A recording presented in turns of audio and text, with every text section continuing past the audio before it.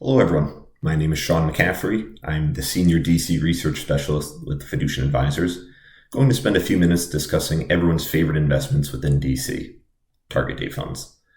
While you're likely familiar with these investments given their prominence in the DC landscape, I'll do a quick refresher on what these investments are, why they're so important, and some of the ways we assist clients in selecting and navigating the space.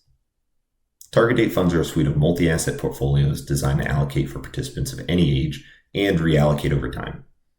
Often with the naming convention ending in 2030, 2040, 2050, with that number corresponding with the date in which participants invested in that portfolio are anticipating retirement, otherwise known as their target retirement date.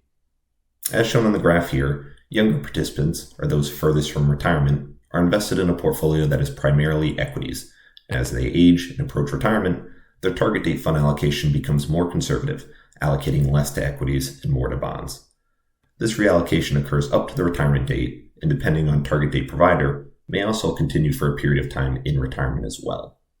And this roll down in equity allocation is what's known as the glide path, and it's critical to navigating the target date landscape, largely because it will be the primary driver of both the returns and volatility that participants will experience. So why are target date funds so important?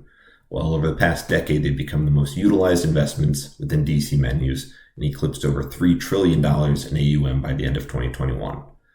This is in part due to the secular decline in corporate pension plans, participants' reliance on DC plans instead. Additionally, target date funds qualify as the QDIA, or default, for plans, and we largely see the landscape using it as such, roughly 90% of plan sponsors using target date as their default. These solutions continue to garner the lion's share of participants' contributions, in part to them being used as the default, their relatively straightforward approach and set it and forget it nature, but also with fee compression that we've seen across DC menus. While not a perfect mousetrap for all investors, we largely believe that target date funds can be a cornerstone of any plan menu and can be a prudent investment offering to help participants invest in an age-appropriate asset allocation. We've assisted hundreds of clients in selecting a target date fund provider and with their ongoing monitoring. While the DOL has been gracious enough to provide some color on this, it largely boils down to conducting a sound process of reviewing key criteria and also documenting that process.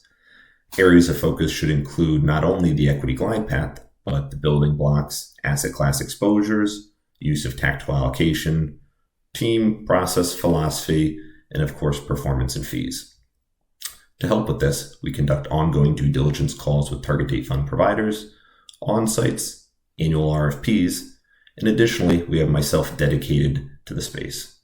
We also use a proprietary system known as Glide Path Navigator, which allows us to leverage our asset allocation expertise and to compare providers on equal footing, whether it be from a uniform set of capital market assumptions or participant demographics, and really allows us to dissect allocations among target date fund providers.